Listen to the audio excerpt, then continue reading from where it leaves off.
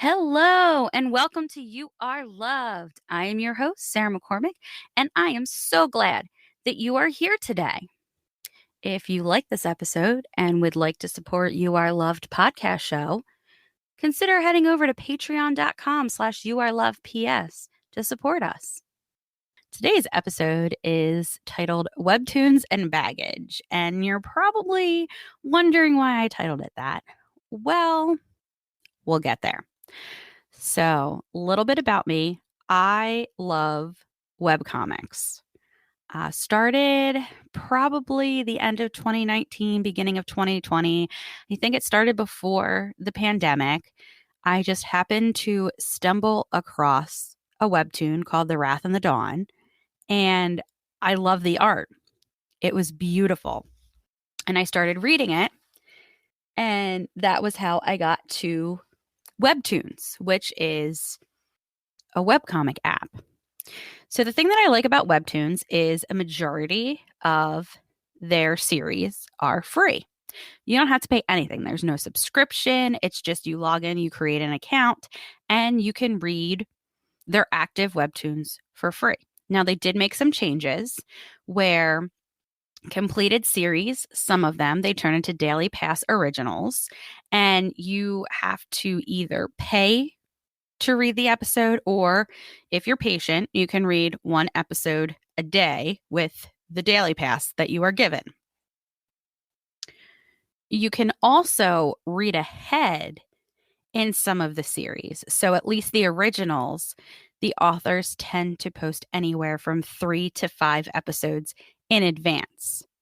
And you can pay 5 coins per episode to read them early. So I try my hardest not to fast pass, but there are some series that I love to fast pass. One of those series being Let's Play by Mongi. I don't exactly remember when I came across Let's Play. I think I had probably read most of the series that I wanted to read, and I was looking for more romance series because that's usually what I like to read is romance. I love that whole two people like each other, and you can feel the tension that they like each other, and when are they going to get to the part where they confess, and then what's going to happen after they confess? Are they going to get married, or are they going to live happily ever after? Are they going to have kids? What's going to happen? So I started reading this webtoon called Let's Play. And basically, what it's about is this young girl, Sam, who's in her 20s, and she's a programmer and a gamer. She loves to game, and she creates her own game. She codes it and everything. And she's not really she'll play like action games, but the game that she created is more of a thinking game, more of a solve puzzles to get where you want. So then we're introduced to Martial Law, who is a ViewTube gamer, where he goes and he plays games and records himself playing the game, which I think is what my son eventually wants to be able to do. So he plays her game and plays it wrong. He tries to attack everything and doesn't do well because he flat out didn't play the game right. So all of Martial Law's subscribers go on and they rate her game horribly. And she pretty much gets her account locked because her game scored so poorly. Well, then we find out that Martial Law moves in right next door to Sam. They're neighbors.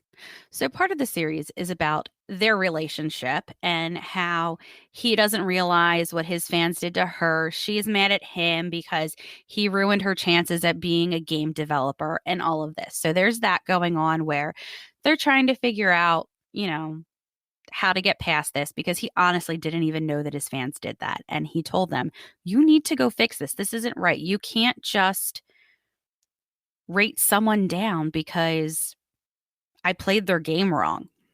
So we have Marshall, and then we also have Charles.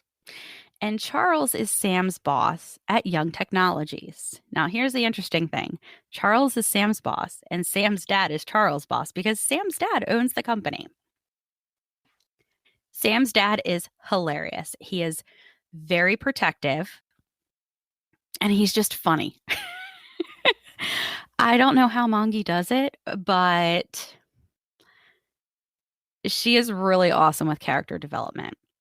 So we find out that Mr. Young does not like Charles. Charles is Welsh, and he always threatens to deport him. But Charles knows that he's just a big softy and that he wouldn't actually do it. He's just a very emotional person. So we find out through the series that Sam is kind of health-wise a weakling. So she was born early. She has asthma. She was always in and out of the hospital as a child. And so her dad is super protective of her. Through one of the episodes, we find out why he is so protective. And that is because when his wife was pregnant with Sam, he was starting Young Technologies and he was doing a lot of work. And he was away. I think he was away on a business trip. And his wife went into labor and he kept telling himself, if I was home, I would have been able to prevent this and this wouldn't have happened. Because of that, he started working from home so that he could be with his family, because if he's near his family, he can protect them. Then it got to the point where it wasn't feasible for him to work from home. So he hired his wife as his secretary so that he was with her all the time. And then eventually, once the kids grew up, she decided that she wanted to work for this modeling company. And originally he had thought it was only going to be like a behind the scenes type thing.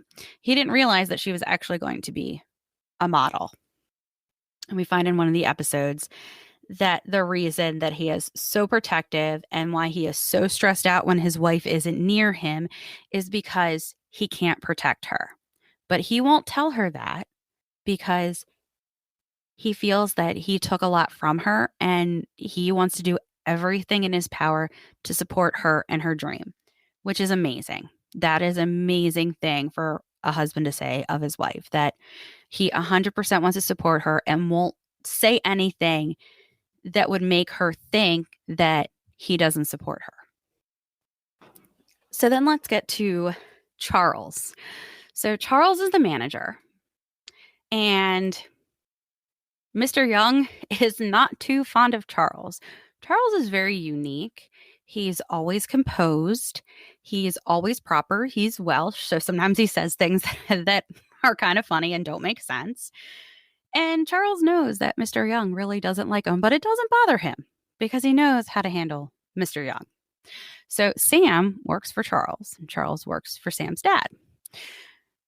Somehow in the beginning, Sam gets promoted to work directly under Charles, kind of as his assistant.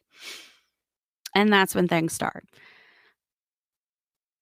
So Sam's dad imagines her as the next CEO of Young Technologies, but that's not really what Sam wants, but she won't tell her dad because she doesn't want to break her dad's heart. So Charles decides that he is going to help Sam become more confident and be able to handle herself if she does become the CEO of Young Technologies. So they start to spend a lot of time together. And we all know what happens when a man and a woman in a comic start to spend time together. Feelings start to develop.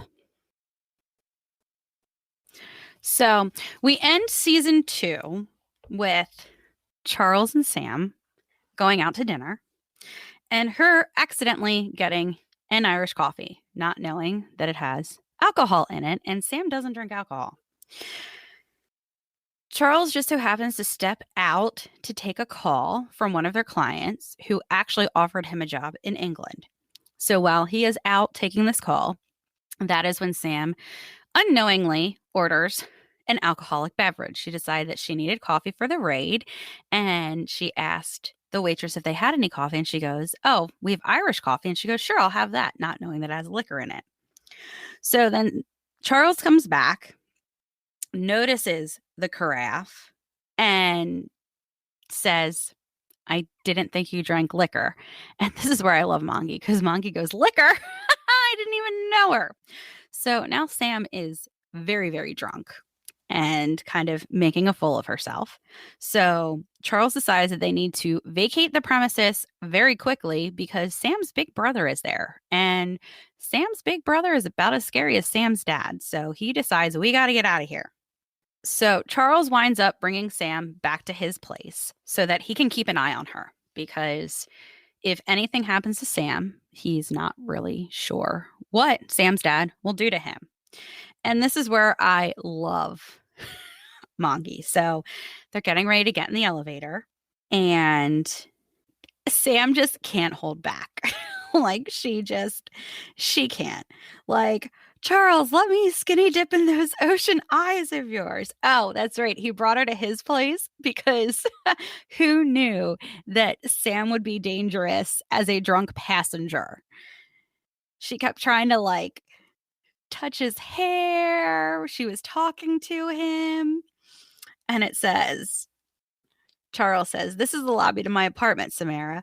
I couldn't safely drive you across town to your home. Much to my surprise, you are just as dangerous as a passenger in a car than you would be if you were driving. So that's why Charles brings Sam back to his apartment. And then I love this part, the various stages of a drunk chick. Poor patience and a severe lack of volume control. I'm bored. Are we there yet? A sudden desire to sing, dance, and grind on innocent bystanders as she's grinding on Charles, going, boots with the fur, with the fur. Inappropriate touching. Nice butt, Jones, as she smacks his behind. Uncontrollable bouts of crying. Did you know that swans can be gay? It's so beautiful. And then sedation, where she is passed out in his arms as he is carrying her out of the elevator. So he decides that he is going to put Sam in his spare room. And he gets her a glass of water, takes her glasses off, covers her up, and tells her to sleep well. And then he goes and gets into his pajamas and goes to bed. Now, Mongi has these emoticons that come up. And a lot of the times in the beginning of the series, we saw them around Sam with her self-doubt, her personal space, and all of that. Well, now Lust comes along, and Lust has been woken up and ready to go. So season 2 ends with Sam coming into Charles' room saying, I'm ready. So I feel like I've given you a lot of background, and you're probably going, so when are you going to get to the baggage part? So here we go. So we know that Sam likes Charles, but we also know that Charles is very hesitant to have an intimate relationship with anybody.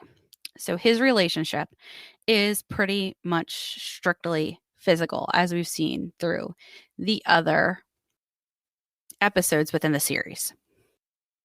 Everything is strictly physical with him. There is this reoccurring chains behind scenes, and we're getting more and more into what those chains really mean. We find out that Charles was once married and that his wife cheated on him with his best friend. And he was heartbroken, which is to be expected. We find out that Charles keeps his wedding ring in his pocket to remind him of what happened. And we find that whenever he is in a situation where he has the opportunity to become emotionally intimate with someone, he plays with his ring to remind him. So as the season progresses, we get more and more information around what Charles is actually thinking. Because at first, when we first started seeing the change, we were thinking, okay, so does he just like to be in control? Like he likes to control the entire situation. Are the chains because he wants to protect himself from being hurt? Are the chains because he wants to protect others from being hurt? Like, what are these chains? So I'm in this Facebook group where we discuss Webtoons. And there was a post that was just made recently by someone, and she said, I don't think that Sam should end up with Charles because he's got a lot of baggage. And I said, what does that have to do with anything?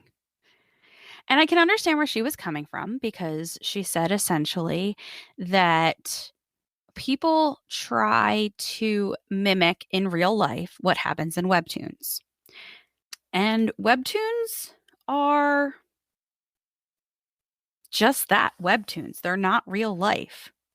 But I understood where she was coming from because a lot of times the way that these types of stories are portrayed is that there's a man who has a lot of baggage, and this woman comes in and she's innocent in all of this and she helps him go through her baggage and they live happily ever after. Where in real life, that doesn't always happen. And this naive person that comes in to help this guy go through his baggage just kind of gets destroyed. And so I could understand where she was coming from because I think it is very person specific. And I will tell you, I kind of like to analyze people. And that sounds bad, but I have this knack for really understanding where people are coming from and why they're acting the way that they are. And it's just something that I've always been able to do. And so I went back and I commented and I said, I don't think it's fair to say that just because he has baggage that Sam shouldn't be with him because everybody has some type of baggage, some more than others. And it all depends on the person who has the baggage and the person who is helping with the baggage. So I have a very good friend who, when we met, didn't just have baggage, she had a military carrier worth of baggage. Like, we are still 2 years later unpacking stuff. And I can understand where this person is saying that sometimes when a female helps a male unpack his baggage, she gets hurt. But I think that has a lot to do with the male who has the baggage. Because I can think of someone right now who has a lot of baggage that needs to be unpacked, and he's a male. And anybody who would try and help him unpack that baggage, his goal is just to make their life miserable. Where that would be one of the situations where having a female help him unpack his baggage would not end well for her. But then I look at Charles and everything that we've seen with Charles. He has said time and time again, he does not want to hurt Sam. He knows that he knows what he's doing. He knows that he's hurt and that it's really hard for him to let someone into his heart again. He has been very clear, crystal clear, with his intentions and what he sees in the relationship. There's one episode where he said to Sam, I am only looking for a physical relationship. Emotionally, you can't have me. Nobody can. So if you are looking for an emotional type of relationship, I can't give that to you. So he is very clear with what he wants.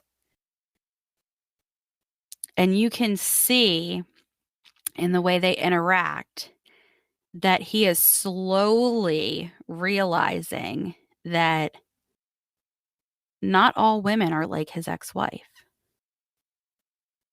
That he can get past this hurt. So Mongi's a gamer too. And a lot of the stuff that she draws can be related to gaming. So there's always these hearts. And if you've ever played games before, you have like your lives, and those are your hearts. And we see with Charles that his three hearts are frozen. And as the series progresses, and as he and Sam work through things, his frozen hearts begin to melt. And his wedding ring, the thing that kept him from letting anybody get close, breaks. Metaphorically, not literally. And that wedding ring breaks, and then his heart starts to melt. And you see him realizing that he's actually really starting to fall for her. But I go back to this comment about baggage, and I kept telling myself in my head, it's a webtoon. You are talking about a webtoon. Is this really that important to get into a Facebook argument with someone about a webtoon? It's not even real. But then I realized it's perpetuating the cycle. I mean, basically, what she had said was anybody who has baggage, stay away. Naturally, as you get older, you're going to have baggage. I have a friend who's engaged who has a lot of quote unquote baggage. And I equate baggage to stuff that has happened in your past that makes you who you are. Okay. So, not a lot of people have baggage in the first 18 years of their lives because usually it's pretty easy. And the baggage that you do find is stuff like I come from a divorced family. Um, Maybe I was raised by my grandparents, those kinds of things. But as you get older, more things happen in your life. When my husband and I got married, neither of us really had any baggage. He had had two previous relationships, and they both ended on good terms. I had one previous relationship where, if you heard about how I met my husband, that's where I talk about I was ghosted before ghosting was even a thing. But when you think of it, we really didn't have much that had happened in our lives that would adversely shape who we were. We were pretty much the same people that we were growing up. Now, say we were to separate and find new people, well, we have a lot of baggage now. I have three medical conditions. I haven't worked for a while. I have two kids. Assuming that it's a bad breakup, I have that baggage too, that I got hurt. But what I want people to realize is baggage isn't always necessarily a bad thing. And we always look at it as a bad thing that, oh, you have baggage. You're tainted. You're damaged. No, it's just our life experiences that make us who we are. My one friend who has a ton of baggage was in three serious relationships. The last one, now, the first one that she was in was really bad. He was abusive. He kept her from her family. He basically ripped her apart as a person. And she ended up in the hospital when he broke her jaw. And she had over a decade's worth of dentist appointments to fix her teeth. And there was a lawsuit that lasted for a very long time. That's a lot of baggage. But does that mean that she doesn't ever deserve love? No. It took her a while to find someone who was worthy of her. Her second boyfriend just, her second and third boyfriends were just, they were just dopes. They they acted like they were there for her, but they really weren't. Her last boyfriend pretty much treated her like a mom. She would go to his house. She would cook dinner for him. She would do his laundry. She would clean his house. And I'm like, that's a mom. That's not a girlfriend or a wife. That's no. And then she met her fiance. And I only met him a handful of times, but I could tell just by seeing her posts on Facebook and by talking to him, he was a partner. He was going to be there to support her the way that she needed to be supported. And it wasn't long after they started dating that he sent me a message and he goes, "How do I win her heart?" And it was on Christmas. And I said, "Oh my gosh, that's the best Christmas present I could ever get." And he got really confused. And I said, "She has been through a lot. I have known her entire life because she's younger. Our parents knew each other as kids. Like, that's how deep we go back." And I said, "That makes me really, really happy because you want to show to her that you are worthy of her and that it's not, well, I picked you so you can do this stuff for me." It's a completely different relationship than the ones that she had before. And every so often, she'll send me a message and she goes, "I can't believe it.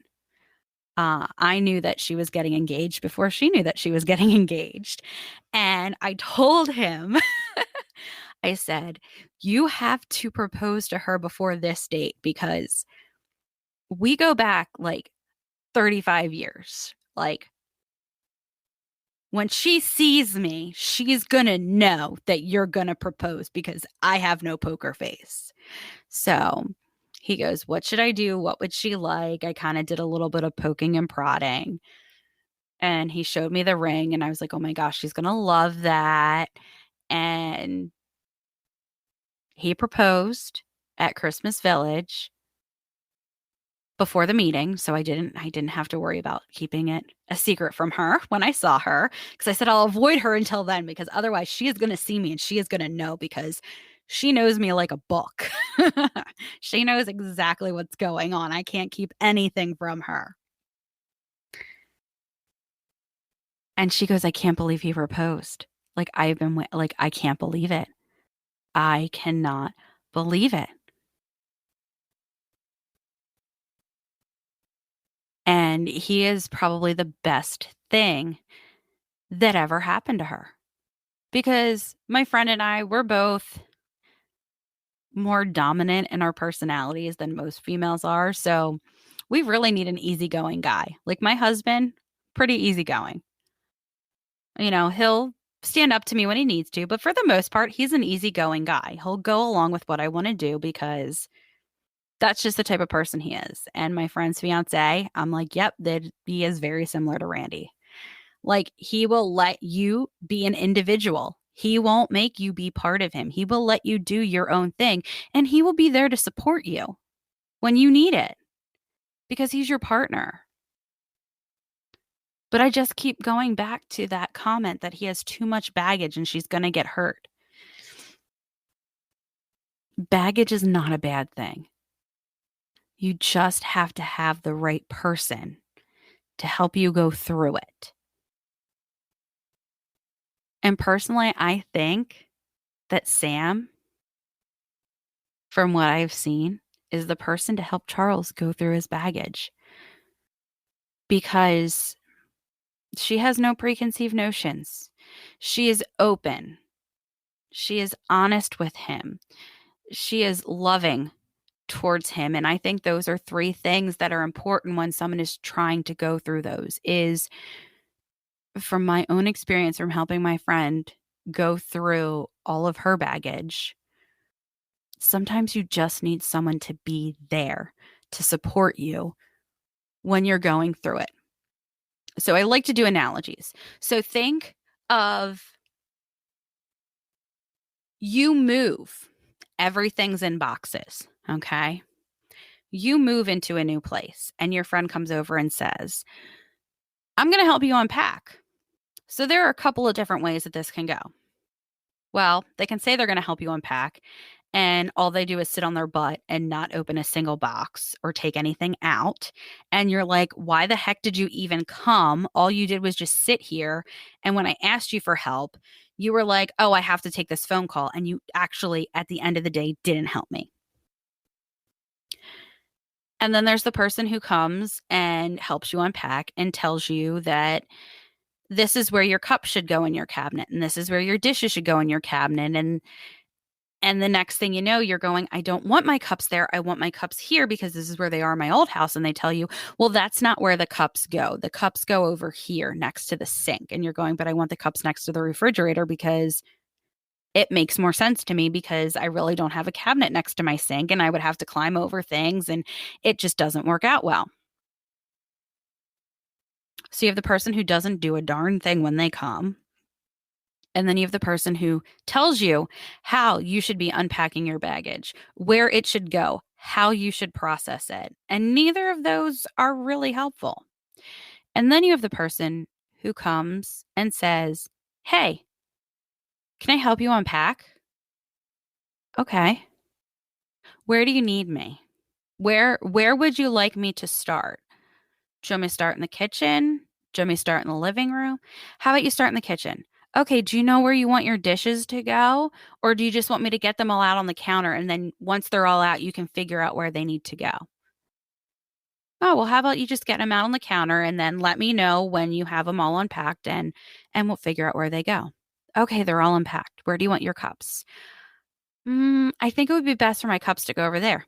Okay, go and put your cups there. What about your plates? Where should your plates go? Where do you want your plates? Where would be the place that your plates would be that would make you the most comfortable? Oh, over here. Okay, how about this? How about this crock pot? Do you use your crock pot a lot? No, I really don't use it a lot. Okay, should we put it under here? That way, like, it's in storage, but like if you need it, it's up here so you can get to it, but it's like not like in the way. Yeah, I think that's a really great idea. Okay. What about your toaster? I know a lot of people keep their toasters out, but what I actually do is I keep my toaster in my cabinet because we don't use it that frequently, so it's not like cluttering up the counter space.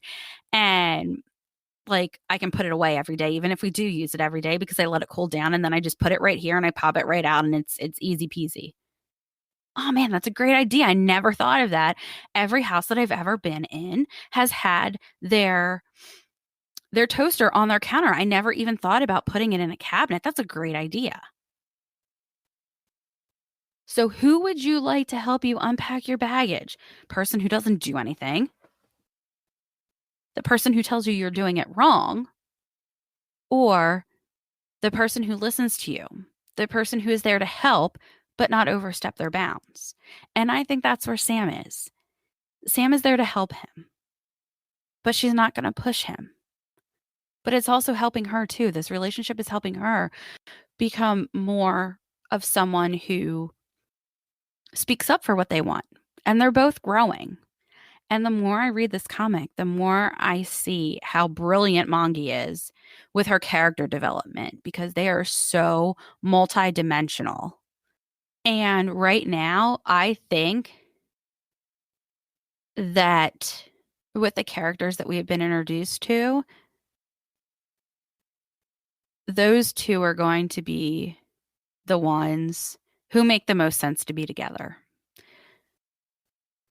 She's helping him become a better man, and he's helping her out of her shell. So that's pretty much what I wanted to say today is that baggage isn't always bad. And I think we need to accept that. Baggage is just what has happened in our lives. And that if you're with the right person, they can help you with that. And you can go through it together. I'll never forget when I first had a serious talk with my husband. We were in the common area in Founders. It was sophomore year. And it was like 2 o'clock in the morning, but neither of us were tired from all the adrenaline from what had happened earlier that night. And We just kind of started talking about our past and what had happened. And, he had said some things to me that if it were anyone else would have bothered me. And I remember saying to him, I can't be mad at you for something that you did when we didn't know each other. I can't hold that against you. I just have to accept that it happened. It's part of your history and move on. And I don't think that thing ever has come up ever again because he didn't know me when it happened. Might not be something that I agreed with, but I can't blame him for doing it because we didn't know each other. So I can't get mad at him for the baggage that he had when we didn't know each other. So I say we start a new movement. Baggage isn't bad, it's just who you are. And if you find that the person that you're with has an issue with your baggage, then they're probably not the right person to be with because the right person will help you go through your baggage and won't judge you for it because they love you. Thanks for listening.